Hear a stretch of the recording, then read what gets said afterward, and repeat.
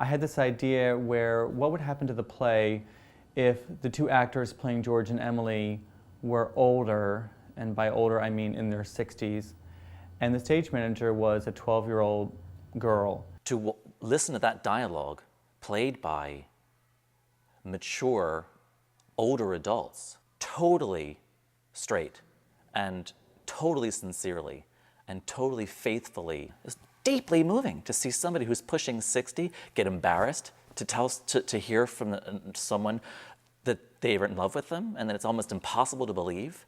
I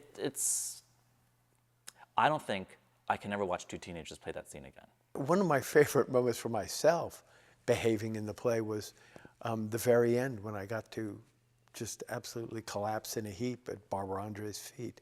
Every actor was on stage for the whole 3 acts. We were in a semicircle. What was unbelievable about it, and what made this piece go up and out, was the love, energy, and commitment in the minds of every actor for every minute out there. There wasn't a moment that I had on the stage as Emily that I didn't feel my entire company with me, up under me, around me, enveloping their hearts and minds into this piece for every minute we were out there. And I don't know, that doesn't happen much. It really doesn't happen much. You know, there's Barbara Andres and Tom Ligon, you know, staring at each other as those two young souls full of hope and joy. I'm going to cry just thinking about it. And you know those two actors have lived a life, and to tell that story, to be able to sort of channel that youth and that, I'll never forget that. I could hardly catch my breath, and then that little girl as the stage manager walks in. It was cathartic. That was, I'll never forget that. I've talked about that for years. The story of Normal is really based on my life story.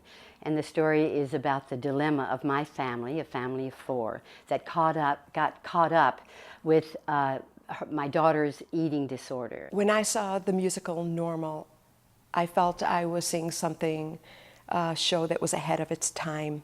I was so deeply moved by the intimacy of the subject matter. I feel without a doubt it's the bravest piece we've ever done. I remember one specific moment that I always felt was very successful from the writing and from the production's point of view. The mother and daughter had just had this big argument, and the daughter refuses to go to the hospital for the umpteenth time, and the mother finally for the first time says what she really wants to say is, "Fine, just let me know what you want written on your tombstone." And I thought, for a writer, a musical theater writer, like Yvonne, to actually take that moment and put it on stage in front of all of us, to hear a parent say that to a child, that was real bravery in the theater, real artistic courage, and human courage too. And so I remember that really well. A month before we went into rehearsal for the production, we somehow all landed on this idea of just a day. If there was just one uneventful day that you could spend together as a family. And we found that together, and to me that was really the most powerful thing to behold every night, and to look at that family after the storm that they'd been through, to just sit there and say, okay, we have this, and if we have this, hopefully we can go on together. So I had this idea to kind of explore an audience who is seeing a Broadway show, and they happen to be seeing it on its closing night. He came to me saying, I want to write a play about an audience. So first thing I asked him is, like, how big is the audience? There were 19 storylines, there were 46 people, and there was a different playwright for every storyline. There were 12 stories that we chose to write a song for, a musical moment in which we would go into their heads as they watched this show. He said, and I think I would like you to write a piece about 4 old Jews. And I thought, how stereotypical is that? But again, without missing a beat, I said, sure, I'll do that. I ended up writing another song, which was a song written for 3 secretaries. And That was kind of fun because I had a long, unfortunate experience in the subject matter. So many writers, so many characters.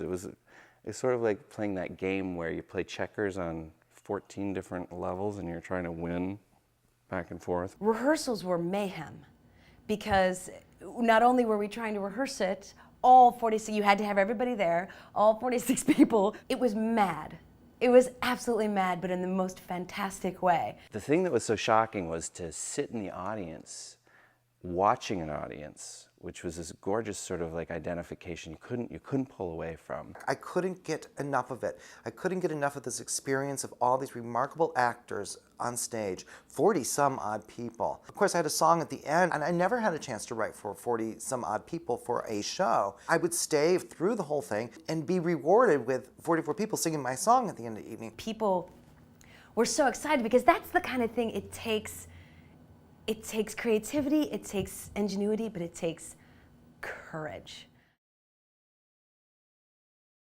You go through something when you watch a transport group play, and you go through something when you do a Carry-On-y play, so it made sense that the two came together. The play starts with the Smiths and the Johnsons in their own way, discussing the Joneses, trying to keep up with the Joneses, and then finally in the third act, when we get to the Joneses, we find out that they're definitely not people you want to be keeping up with. My favorite moment in Cul-de-sac is when the Joneses break out into this crazy dance. They've just admitted that they've killed their children, and they're blissfully happy and free, and they start in this hyper ragtime dance all around the stage in joy and relief. I felt he really nailed the part of our American psyche where enough is never enough. And what he's exploring in the play is, what are the consequences of that? Because there are consequences. I felt it was really, really true to our mission in that we are exploring American life.